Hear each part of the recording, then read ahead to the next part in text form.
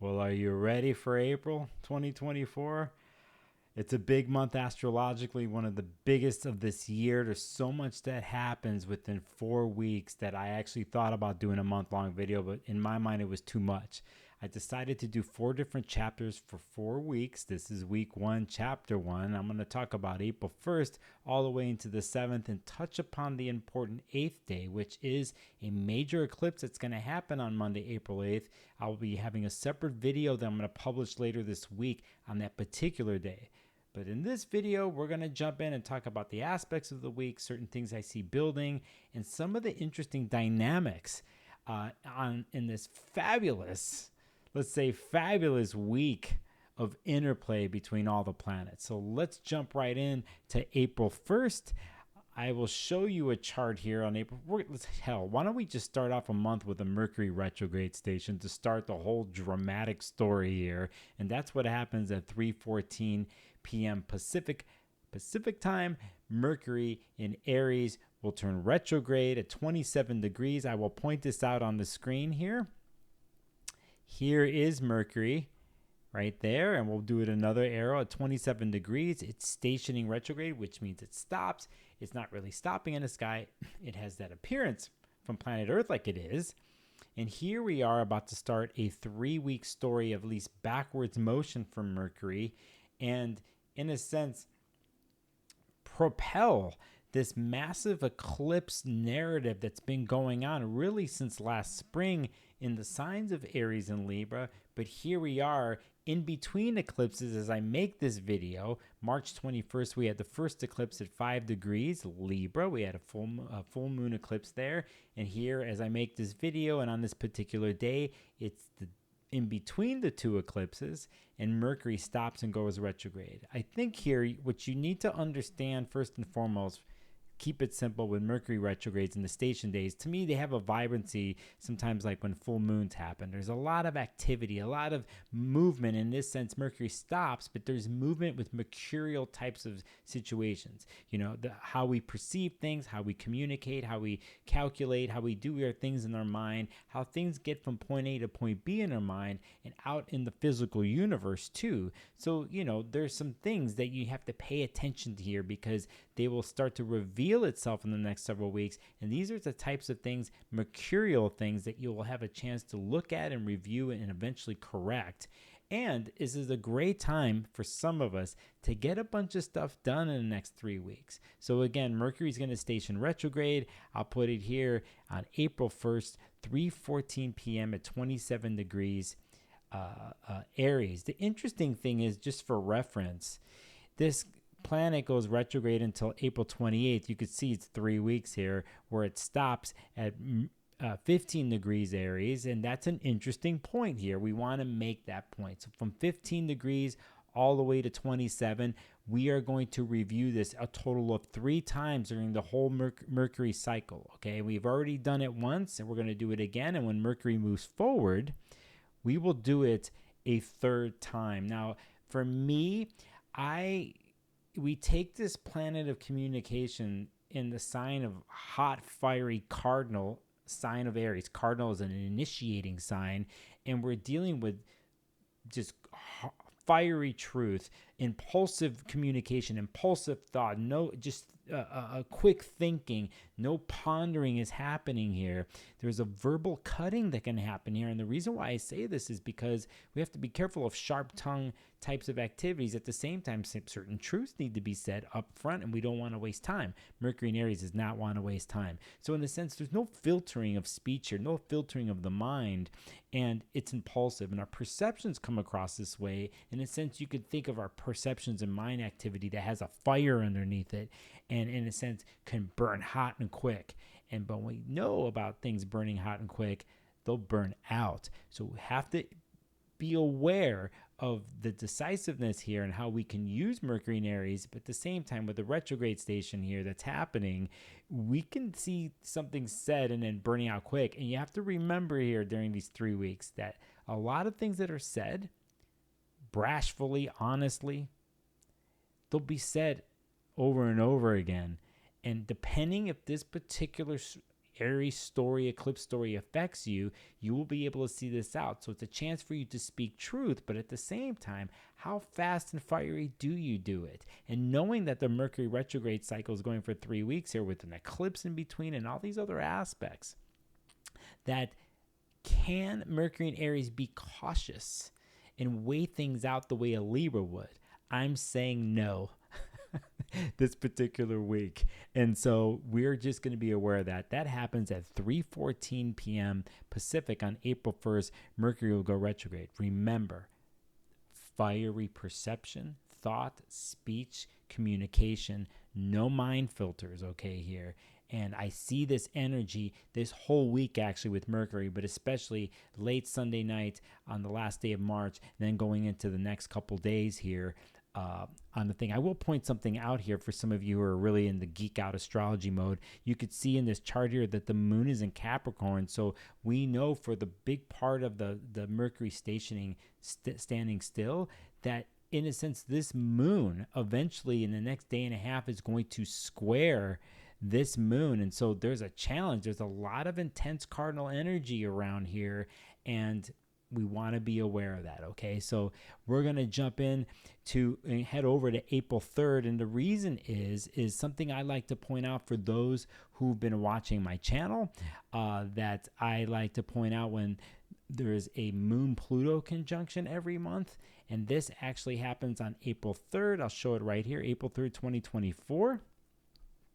And we will point out where the moon is in Aquarius here. After the moon moved through Capricorn, we're looking at the moon in Aquarius, and then its conjunction to Pluto. I think this is a thing for those watching my channel that I did a series of videos in February when Pluto in Aquarius and Mercury and Venus and Mars met Pluto and the moon did, and a story that's initiated for 20 years with this underlying Pluto and Aquarius story that we're dealing with. So we always want to make a note every month when moon hits Pluto, especially if you're affected by this, because it's your chance to kind of check in on the deep emotional story that's happening with Pluto.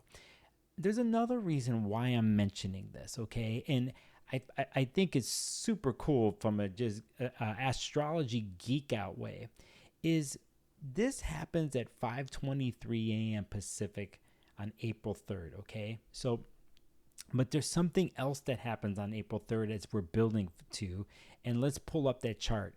And this is later in the day, and this is at 6:10 a.m. Pacific, so it's less than an hour. I said later in the day, but it's less than an hour. And we're going to point out Venus here in Pisces at 28 degrees and Neptune at Pisces. So in less than an hour, we have the moon, emotional, how we nurture, how we like to be nurtured, our emotional subconscious content that comes up going through a Plutonian filter with Pluto and Aquarius. So we're talking about deep rumblings here that surface up every month and as part of a longer story. And within an hour, is building up at the same time, you have the planet of love and relationships and cash, money, and resources at home in Pisces at 28 degrees, making a conjunction with Neptune in Pisces. And we have this moment that deals with the highest ideal of everything, which is the 4-letter word. Not that one, but it's called love in all its forms. And here, Venus and Neptune are co-mingling, co-present with each other, mixing into one, which Venus and Pisces likes to do in general. So an intense day with just two major aspects that are building up into this little sweet spot of the moment. Now, for me, I normally, if it's for those who know, and I'll show you this here. So we see on April 3rd at 5:23 a.m. moon conjunct Pluto in Aquarius. I call it the promise story for those who did the promise ritual in the month of February with me with these live streams that I did. You can go back to my videos and go check that stuff out. You'll see you could start with the one that's called Cerebral Obsessions. Okay, and then later in the day, we have at 6:10 Venus conjunct Neptune, and I have here sticky, sweet, and mystic, longing to merge, can lose yourself. And this is what Venus wants to do in Pisces in general. But with Neptune, love becomes the highest ideal. There is nothing else. We can get lost in love here too, by the way. And I think this is interesting here because to me, I look at it as like, in one sense, it could be the deepest, most mystical orgasm of energy. Notice how I threw in of energy. So you take what you want with something like that, right? But that's what Venus and Neptune are doing here, is this highest ideal of love and everything that is incorporated in that. So the longing is deep, the need to fall into the expanse of everything and nothing of the universe. That type of emotional, deep, loving connection that Venus and Pisces likes to do. We do this through our senses, through Venus, and our senses and what it creates, and the different ways we are artistically enhanced here with Venus and Pisces, and in the idealism of how we see love in everything and everyone, and the acceptance and the compassion that's involved with Pisces of taking that in, of no judgment.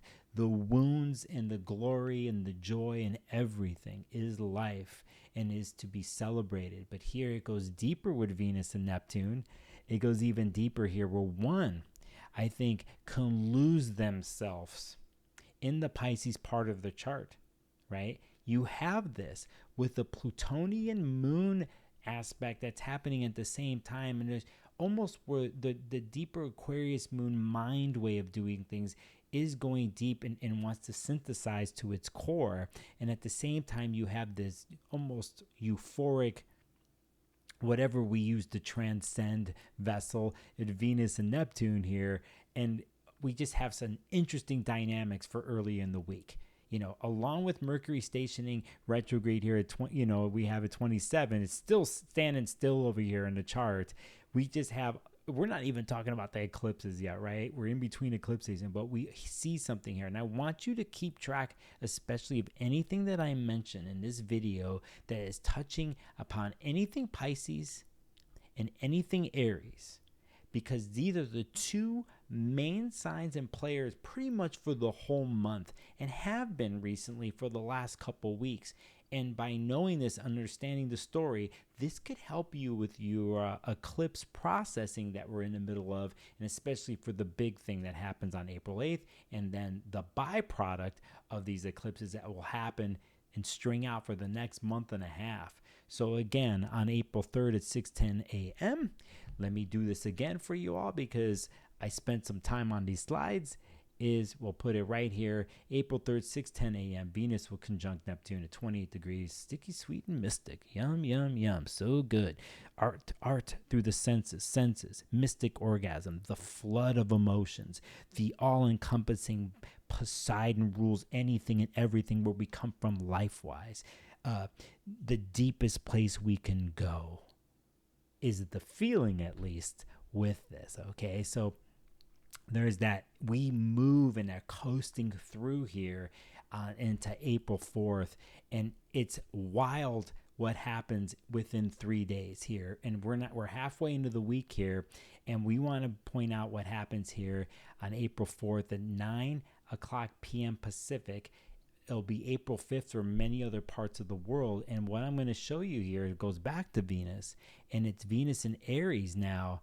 Venus entering the sign of Aries. So this dream world that Venus went into, this bonding, merging world of love and transcendence, and the vessels we use to do that could have been someone's doing whatever they can to disconnect or to connect, or the kisses were the deep and sweet and it was transcendent.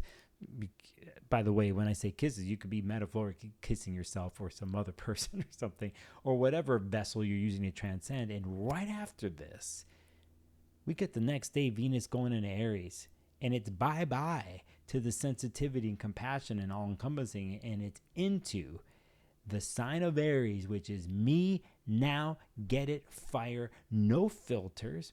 And technically, in astrology, old astrology, Venus left a place in Pisces where it was flowing, and technically it comes into its detriment, as they say here, in Aries.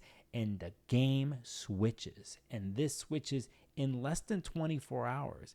But this is the type of storyline, if you haven't figured it out already, the Piscean story of these planets have gone through in the last month, and then when they're interchanged, when they switch over into Aries. So if you notice here in the chart, we have the Venus in Aries, the Sun's been there, and Chiron's been there, and Mercury has been there, and obviously it's starting to move backwards. So you got to understand this Pisces Aries flip, right? This Pisces switching up into Aries. And so here we have a dramatic situation here. Again, I'm going to say here, well, I'm not going to say, I think we all know that once we go to here, that Venus enters Aries at 9 a.m. Pacific, I wrote, now Venus gets passionate and selfish and burnt, honest and hot, quote unquote. I want it now.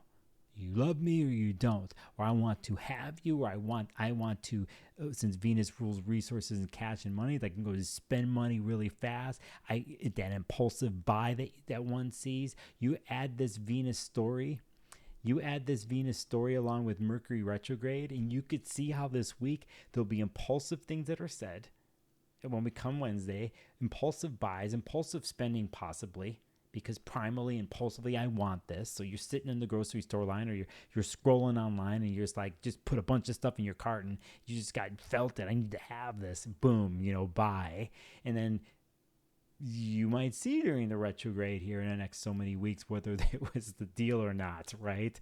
But this is how Aries energies works. It's initiating and impulsive, and again, burns really hot and really quick. It's take it or leave it. Take my love. I want you or not. Or I'm buying this or get out of my way. It could be very caustic and aggressive. You want to clue in on something like this because, in a sense, this is filling in, and I'm pointing to Venus again, filling in this eclipse story that is building up here, that in the Aries season that we're in, and for the April 8th eclipse and what will happen afterwards. You're going to get some clues this week, not only of like the Aries story, but you have to remember and pay attention to anything that happened in Pisces, because I actually think that's the place.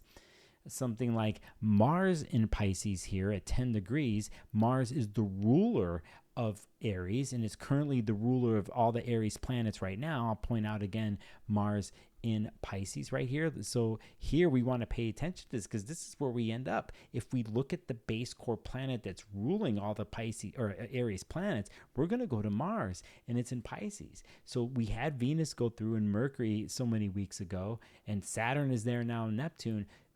We have clues in order to how to deal with this newfound fiery, impulsive way of taking action verbally with Mercury, and with Venus with relationships, money, and how we're relating, all that type of stuff. So you see now what I'm saying about remembering the Pisces stuff, remembering the Venus and Neptune thing of what was inspiring through that particular moment. And here we are back to that. I want to point out something that actually a sneaky thing that happens earlier in the day. And back here in my slides, it was like earlier in the day at 3:10, okay, at 3:10 on the 4th, I wanted to point out the Sun in Aries conjunct the North Node at 15 degrees because this is an eclipse chapter. If you remember what I told you earlier, we'll go back to basically on these slides when Mercury went retrograde, and then when it moves forward out of its retrograde cycle on April 28th at 15 degrees Aries. Okay, so you feel me now? Do you see this? Here we got the Sun conjunct the North Node. I passed it here, right here at 15 degrees. Another chapter in the eclipse story, right? And so we make a note of this, okay? So again, Venus enters Aries, super passionate, hot, fiery, damn. But again, now we get to something interesting, and it's sort of not a side note, but something that I want, and I pointed out a couple weeks ago on Instagram and on one of my videos, and I just find this, I just love this kind of stuff in astrology because there's so much there I think one can do. And we're going to go to April 5th here on this chart. And the reason is on April 5th at 4:12 a.m. Pacific, the moon is going to leave Aquarius and go into Pisces. I'll point this out here in the chart. And here it is at 0 degrees. Happens every month, right? Yes. but let us take a look at something on a visual sense, okay? And I will do this by making it blank here so you could see. And I'm going to use a little bit different thing here. We're going to see that here's the moon right here. And we know that this moon is basically within the next 3.5 to 4 days will touch every single planet, Mars, Saturn, and Neptune in Pisces. And eventually will touch Venus in Aries, the North Node, 15 degrees, okay? The Sun, Chiron, and Mercury. All these planets are all involved with the eclipse that happens on Monday, April 8th. And this is very important for you to pay attention. We're not even through the full week yet here. But by the time we get to Friday in this moment that the moon in Pisces will enter in Pisces, you basically got a clue. And you will get a clue for 4 days of how this is going to maneuver and work itself out possibly. You're not going to know everything, but we're going to try to just gauge this. All right. So basically, the moon will conjunct Mars first. Okay. And let's take a look at that. I don't have graphics for that, but I'll basically take a look here. We'll just keep it going here. Yeah, we'll just keep it going. So the moon will conjunct Mars, and then that's at 10:07 p.m. on Friday, going into April 5th, April 6th, and other time zones, right? And then on Saturday, April 6th, the moon will eventually then basically conjunct Saturn. And that's going to happen 3:10 in the morning on April 6th, Pacific time, right? Then, in the middle of all this, we have an interesting here, and I'll bring it up. I'll bring it up a day here, so we could see this. I wasn't planning on this, but people who know my channel, if you're new, you know I usually do live streams. I'm used to doing this stuff on the fly. So basically, we're gonna go into here. I'll show you here back again. Here now we're into Saturday, and you could see Venus is now at 1 degrees Aries, and we know that Pluto is at 1 degrees Aquarius, which is an air sign, and so air and fire connect, and they call this a sextile aspect, which is an opportunistic aspect. They're vibing with each other. Why are we mentioning this?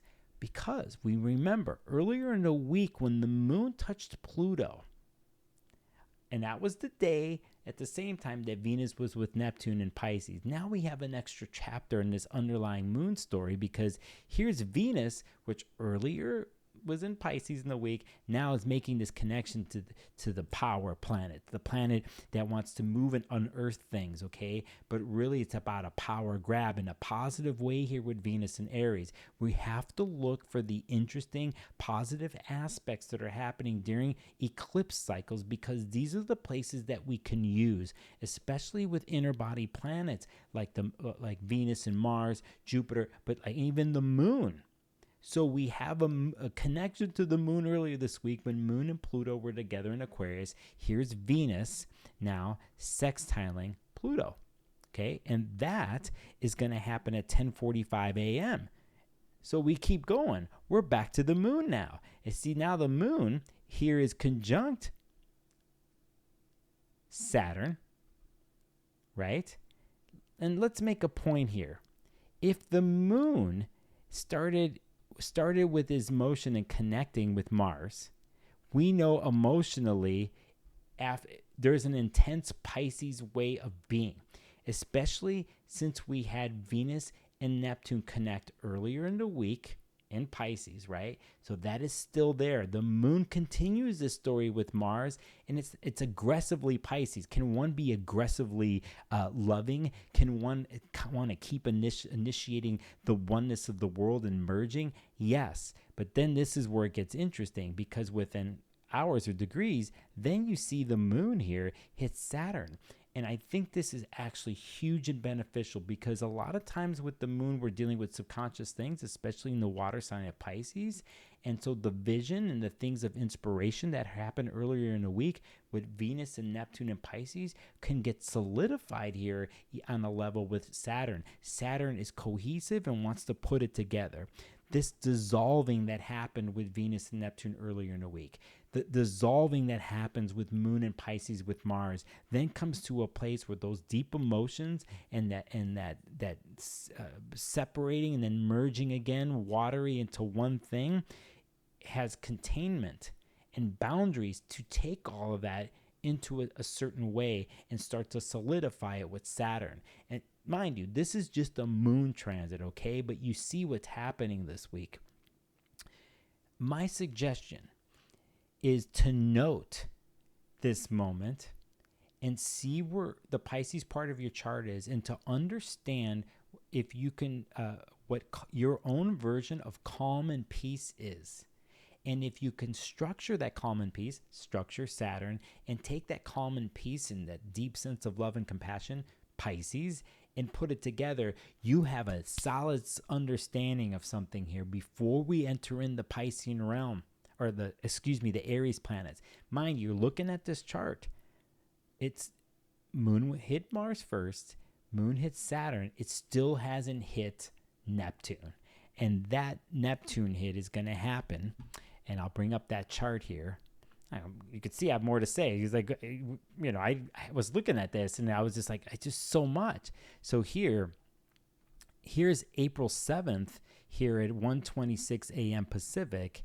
And here I will point out, now we finally have the moon here at 28 degrees Pisces touching Neptune right here. It's the same degree and same place, 28 degrees, that happened on April 3rd when Venus and Pisces and Neptune were together. This is it's 3 days before, as we talked about it in the beginning of this video. Okay, the dream, the self-surrendering. These are all Piscean things. And so we have all this, and we are building with the moon this Pisces story, only to go into something else, which you could see building here, okay? So I'm on April 7th here right now. Again, we want to point this out. April 5th, moon goes into Pisces. We'll pass Mars and Saturn. On April 7th, it's going to be conjunct Neptune. I just showed you the chart, the dream, self-surrender, to continue the story. Then we get into April, the part of April 7th where the moon leaves Pisces and goes into Aries, okay? And so this is huge and important now, because now we start to get into this other place and it switches really fast, just like Venus did in Pisces, switching over to Aries this week, right? So let's see if I can, I'll just do it. I'll do it by myself here. We'll do it by the day.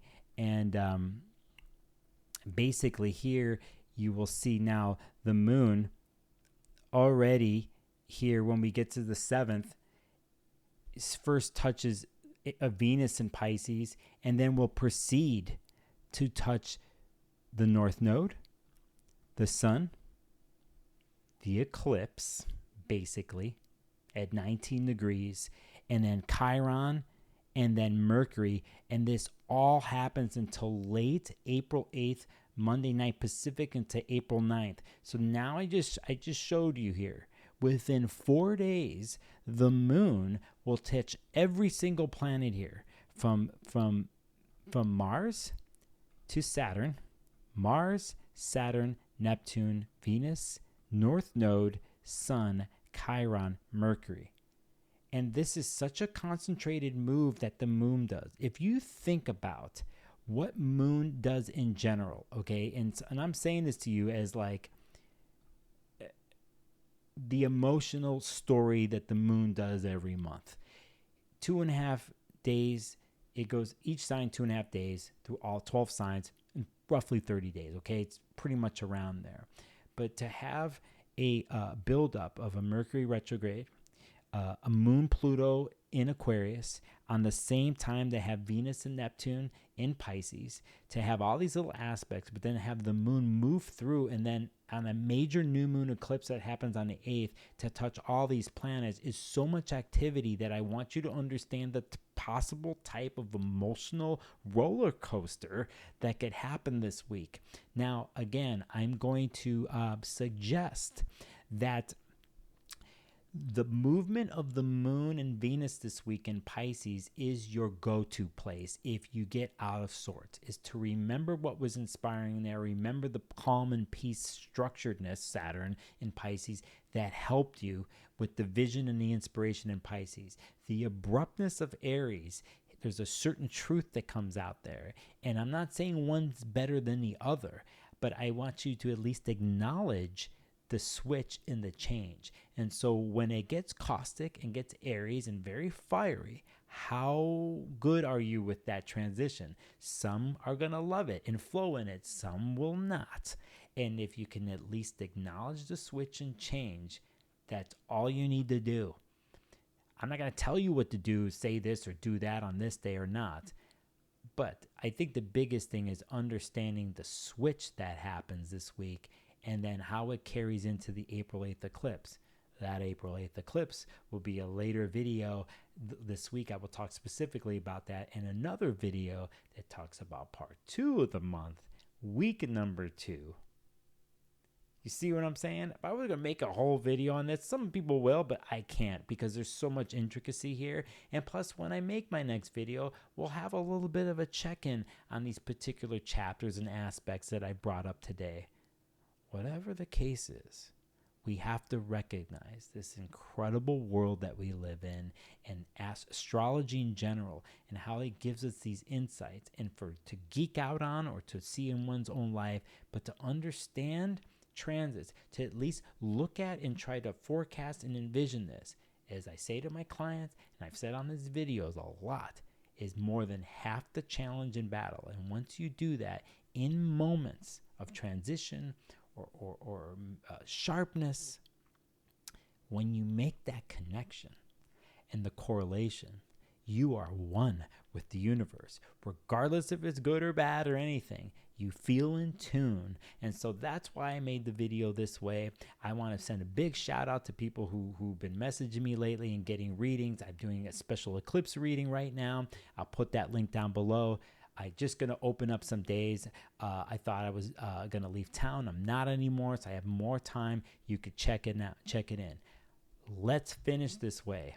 Let's finish with this. Not this. That's me. Look at that. That's another story. Let's finish with this. And we will go through again on April 1st, 3:14 p.m. Mercury in Aries will station retrograde. Until April 28th at Mercury 15 degrees Aries. Really big point, 15 degrees Aries, along with 19 degrees Aries, the degree of the April 8th eclipse. April 3rd, Moon conjunct Pluto in Aquarius. The promise that you made to Pluto. Commit to it. Less than an hour, Venus will conjunct Neptune in Pisces. And damn, is it good. Is it so sticky, sweet, yummy, yummy, mystic orgasm, as I call it. But in the end, we are lost in the love ideal here. But don't lose yourself. Don't go too far. Careful now. Remember earlier in the day that the sun will be conjunct the North Node at 15 degrees. A little eclipse chapter thrown in.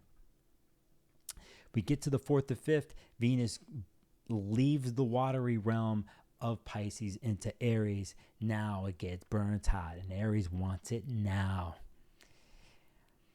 Moon will then enter Pisces and pass through Mars and Saturn in Pisces, then Neptune on April 7th. And then the moon goes into Aries and will pass through Venus, the North Node, Chiron, all the way to April 8th eclipse. And later on that night after the eclipse, will touch Mercury. And that is week 1. Well, that is somebody else. That's something for another time down the line. But that is week 1 of my forecast. If you're new here, I did this on the fly again, as always. Please subscribe and hit the bell. I do live streams out of the blue. For those who follow me on Instagram, they know I announce these things. I do it on purpose where I don't plan it and I just bust out in the middle of the night. Please follow me. If you're interested in an eclipse reading, I'm really dialed in with this stuff right now. I've been having some really good interactions with people the last several weeks. You can hit that information down below. Hit the subscribe button. Hit the bell. And I'll see you next week for part 2 in the eclipse story.